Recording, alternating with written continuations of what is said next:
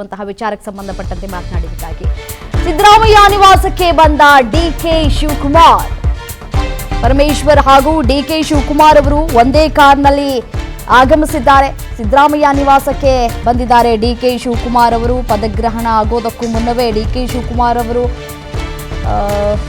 ಸಿದ್ದರಾಮಯ್ಯರವರನ್ನ ಭೇಟಿಯಾಗಿದ್ದಾರೆ. ಸಿದ್ದರಾಮಯ್ಯನವರಿಗೆ ಖುದ್ದು ಆಹ್ವಾನವನ್ನ ಕೊಟ್ಟಿದ್ದಾರೆ ಡಿಕೆ ಶಿವಕುಮಾರ್. ಸಿದ್ದರಾಮಯ್ಯನವರ ನಿವಾಸಕ್ಕೆ ಡಿಕೆ ಶಿವಕುಮಾರ್ ಅವರ ಆಗಮನ ಆಗಿದೆ. ಪರಮೇಶ್ವರ್ ಅವರ ಜೊತೆಗೆ ಡಿಕೆ ಶಿವಕುಮಾರ್ ಅವರು ಒಂದೇ ಕಾರ್ನಲ್ಲಿ ಆಗಮಿಸಿದ್ದಾರೆ.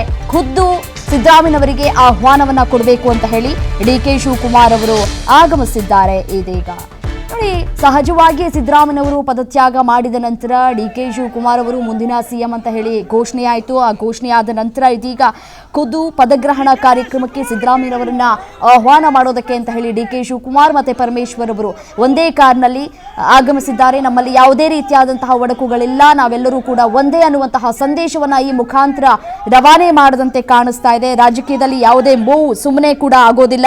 ಇಬ್ರು ಪ್ರಭಾವಿ ನಾಯಕರು ಒಂದೇ ಕಾರ್ನಲ್ಲಿ ಬರ್ತಾ ಇದ್ದಾರೆ ಅಂತಂದ್ರೆ ಅಲ್ಲಿ ಹೈ ಲೆವೆಲ್ ಒಗ್ಗಟ್ಟಿನ ಸಂದೇಶ ಇದೆ ಎನ್ನುವಂತಹ ಸಂದೇಶ ರವಾನೆ ಮಾಡದಂತೆ ಕಾಣಿಸ್ತಾ ಇದೆ. ಸಿಎಂ ಸಿದ್ದರಾಮಯ್ಯರವರನ್ನ ಭೇಟಿಯಾಗುವ ಮುನ್ನ ಇಬ್ಬರು ಪ್ರಮುಖ ವಿಷಯಗಳ ಬಗ್ಗೆ ಕಾರಿನಲ್ಲೇ ಚರ್ಚೆಯನ್ನ ಮಾಡ್ಕೊಂಡು ಬಂದಿದ್ದಾರೆ ಅನ್ನುವುದು ಇಲ್ಲಿ ಸ್ಪಷ್ಟವಾಗಿ ನಮಗೆ ಕಾಣ ಸಿಗ್ತಾ ಇದೆ. ಮುಖ್ಯಮಂತ್ರಿ ಸಿದ್ದರಾಮಯ್ಯನವರ ಕಾವೇರಿ ನಿವಾಸಕ್ಕೆ ಡಿಸಿಎಂ ಡಿಕೆ ಶಿವಕುಮಾರ್ ಅವರು ದಿಢೀರ್ ಅಂತ ಹೇಳಿ ಭೇಟಿಯನ್ನ ಕೊಟ್ಟಿದ್ದಾರೆ. ಆದರೆ ಇಲ್ಲಿ ಗಮನಿಸಬೇಕಾದಂತಹ ಅತಿ ದೊಡ್ಡ ವಿಷಯ ಏನಪ್ಪಾ ಅಂತಂದ್ರೆ ಅವರೊಬ್ಬರೇ ಬಂದಿರಲಿಲ್ಲ, ಜೊತೆಯಲ್ಲಿ ಗೃಹ ಸಚಿವ ಡಾಕ್ಟರ್ ಜಿ ಪರಮೇಶ್ವರ್ ಅವರನ್ನೂ ಕೂಡ ಕರೆದುಕೊಂಡು ಬಂದಿದ್ದಾರೆ. ಇಬ್ಬರು ಕೂಡ ಒಂದೇ ಕಾರ್ನಲ್ಲಿ ಯಾಕೆ ಬಂದರು ಅನ್ನೋದು ಸದ್ಯಕ್ಕಿರುವಂತಹ ಪ್ರಶ್ನೆ. ಆಹ್ವಾನವನ್ನು ಕೊಡಬೇಕು ಅಂತಂದ್ರೆ ಶಿವಕುಮಾರ್ ಅವರೇ ಬರಬಹುದಾಗಿತ್ತು.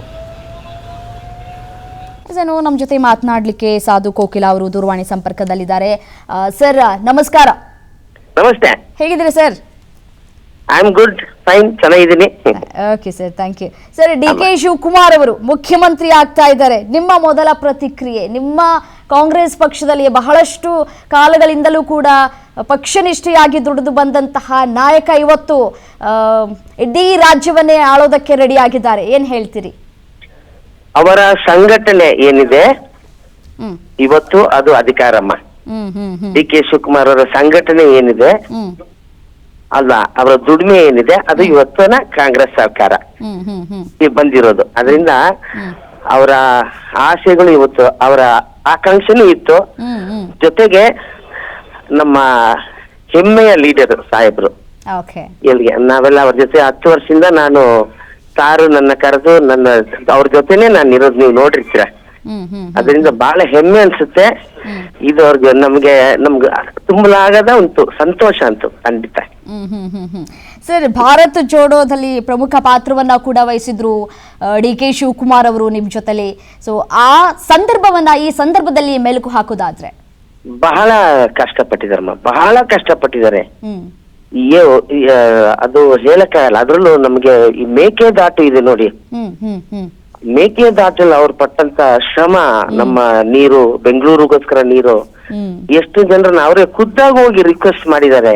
ಯಾಕಂದ್ರೆ ನಮ್ಮ ಕುಡಿಯೋ ನೀರಿಗೋಸ್ಕರ ಇದು ಪಕ್ಷನ ತೋರ್ದು ನಿಮ್ ಪಕ್ಷ ಭೇದ ಮಾಡದೆ ಎಲ್ರು ಬನ್ನಿ ಅಂತ ಎಲ್ರಿಗೂ ಎಲ್ಲರ ಹತ್ರನೂ ಹೋಗಿ ಅವರು ಮಾತಾಡಿ ಆ ಸಂಘಟನೆ ಮಾಡಿದ್ರು. ಮುಖ್ಯವಾಗಿ ನಮ್ಗೆ ಮೇಕೆದಾಟು ನೀರಿನ ಯೋಜನೆ, ಆಮೇಲೆ ಭಾರತ್ ಜೋಡೋ, ಯಾರು ನಮ್ಮ ರಾಹುಲ್ ಗಾಂಧಿ ಅವರ ಜೊತೆ ಅವರು ಓಡಾಡಿದ್ದು, ಅದು ಎರಡು ಕೂಡ ಮುಖ್ಯವಾಗಿ ಈ ಒಂದು ಅವರ ಮುಖ್ಯಮಂತ್ರಿ ಸ್ಥಾನಕ್ಕೆ ಅದು ಒಂದು ಇದು ತಂದ್ಕೊಟ್ಟಿದ್ದಮ್ಮ. ಏನ್ ತಂದ್ಕೊಟ್ಟಿದೆ ಅಂದ್ರೆ ಆ ಗೌರವವನ್ನು ತಂದ್ಕೊಟ್ಟಿದ್ದೆ, ಅವ್ರು ಪಟ್ಟಂತ ಶ್ರಮ.